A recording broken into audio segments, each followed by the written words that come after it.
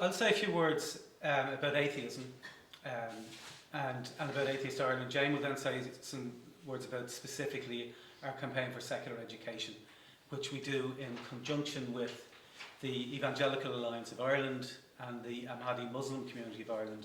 There are two groups, obviously, we don't share any underlying worldview with, but we all work together on separation of church and state and on human rights issues, because we're all discriminated against by the privilege that the Irish state gives to Roman Catholicism and to a lesser extent Church of Ireland.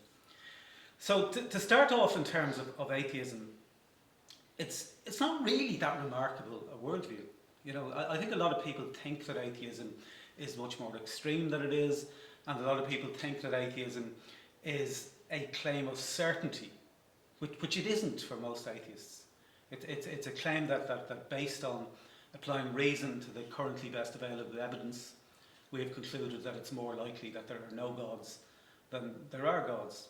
We've concluded that it's more likely that humans invented the idea of gods to explain things at a time that we didn't understand how the universe works, and that from generation to generation we learn more about how the universe operates naturally, and we never come across an instance where we once thought that we had a good natural explanation for something, but now we realise it was a god. And there are a lot of instances where we once thought that gods were the reason why things happened, and we now understand that there's a natural explanation. And that continual one-way traffic leads us to suggest that it's a safe assumption to believe, not with claims of certainty, but just on the balance of probability, that when we do find out the answers to the big things that we don't yet understand, such as the nature of consciousness, such as what happened before the Big Bang, such as how life started, we know how life evolved, we don't know how it started. It seems more likely than not that when we do find out those answers, that just like all the other answers we discovered, that there would be natural answers and that there would be no need to invoke supernatural explanations.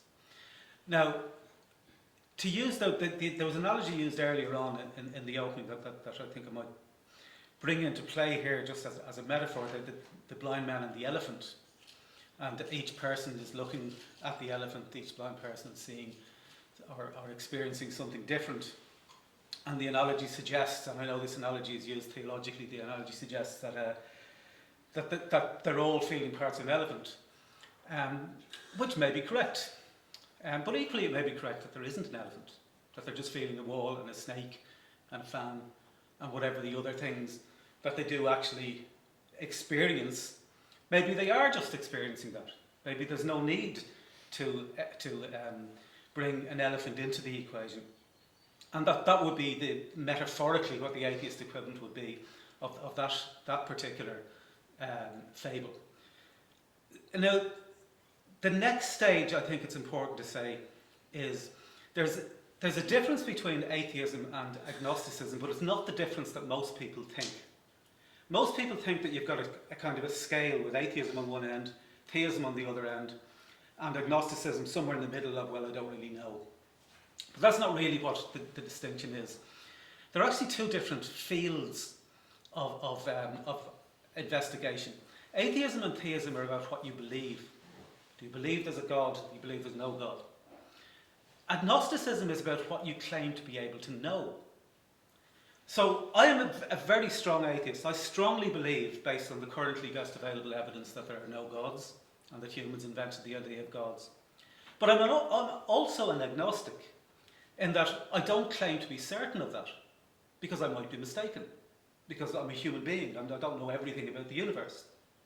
And most atheists are like that. Most atheists are also agnostics, in that we don't claim to be certain that there are no gods. We just claim that on the basis of applying reason to evidence that we believe that there are no gods. And we make a distinction between beliefs based on applying reason to evidence on the one hand, and beliefs based on faith on the other.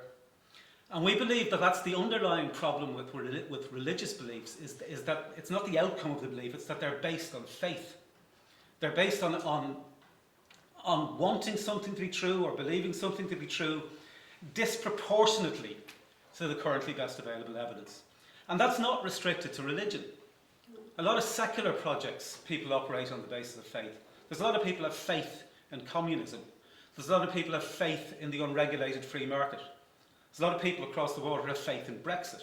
There's a lot of people have faith in all sorts of things where their beliefs are disproportionate to the evidence. And when I say we, I'm not talking about atheists here, but I would suspect most atheists would like to think that we would have the same problem with those type of beliefs as we have with religious beliefs. The big difference, though, with religious beliefs is that with faith-based beliefs in secular issues, eventually the issue bumps into reality. And you notice that it's not working as the belief would expect it to be.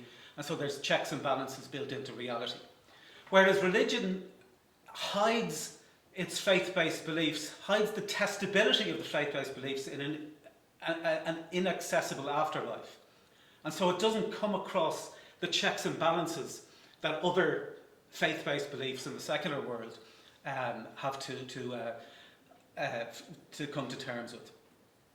Now, the next stage is in terms of what Atheist Ireland does. Now, one of the things we do is we do promote atheism as what we believe to be a more realistic worldview, and a more realistic is the wrong word, a more reliable worldview than faith.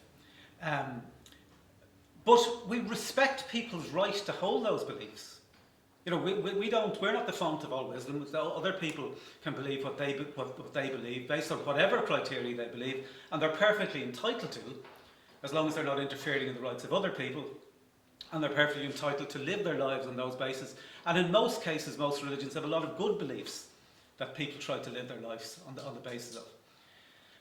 Where the threshold line that Atheist Ireland as a political advocacy group stands on is that the state should respect equally everybody's right to believe what they want, whether it's religious or non-religious, but that the only way for the state to respect equally everybody's beliefs, whether religious or atheistic, is for the state to remain neutral on those issues.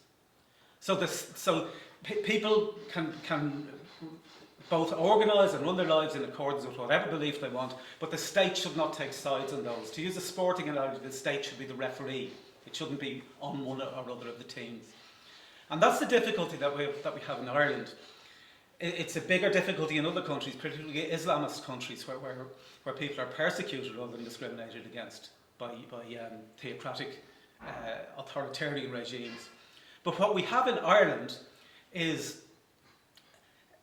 essentially, when Ireland was partitioned, we ended up with a Protestant state for a Protestant people in Northern Ireland and a Catholic state for a Catholic people in the Republic of Ireland.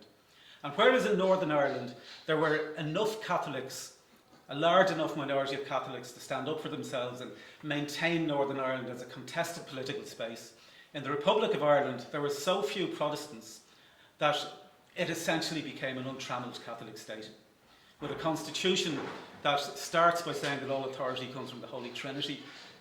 Includes bizarre phrases like suggesting that not the right of people to worship a God, but the right of this God to be worshipped by the people, as if the creator of the universe needed Eamon de Valera to protect his rights on this patch of the universe, and a whole range of discriminations initially against religious minorities, because they weren't even thinking of atheists, but as things went on, it clearly became against atheists. It became more obvious that these distinctions or these discriminations were very much discriminating against atheists. And so we have moved from, in recent generations, we have moved from being a Catholic country to being a pluralist country with Catholic laws that we need to dismantle.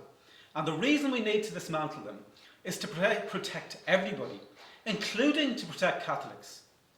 Because the way things are going, Catholics will soon be a minority in this country. Certainly practicing Catholics are in effect already a minority in this country. So secularism is there just as much to protect Catholics in Ireland as it is to protect what were traditionally religious minorities and atheists. So Atheist Ireland campaigns on those issues. We campaign along with religious people who also support separation of church and state. The big issues are the education system, which James is going to talk about in a minute, the religious oaths for president, for judges, for members of the Council of State, which includes the Taoiseach and the Taoiseach. A conscientious atheist could not become Taoiseach in Ireland, which is absolutely scandalous. And a range of other issues, ranging from the Civil Registration Act to the Charities Act, to a whole load of acts that give privilege to religious beliefs over non-religious beliefs. And the one test that I would ask anybody to make when examining any of these issues to understand how discriminatory they are is to reverse them, is to imagine what it would be like if, in order to become president or Taoiseach, you had to swear that there's no God. Imagine if you were a Catholic parent and you had to send your child to a school that actively taught your child that there is no God, a state-funded school and the only school in your locality. Imagine if the Charities Law and the Civil Registration Act and the education system generally gave privilege to atheism over Catholicism. You would immediately recognise that that is unjust. You'd immediately recognise that that's discriminatory and that it's an abuse of human rights, and it's the same the other way around. So that's broadly the context in which Atheist Ireland works. And because our main activity, the big issue that still needs to be resolved in terms of secularism in Ireland is the education system. Jane will say a few words now about our work on the education system, and particularly one current campaign that we're working on.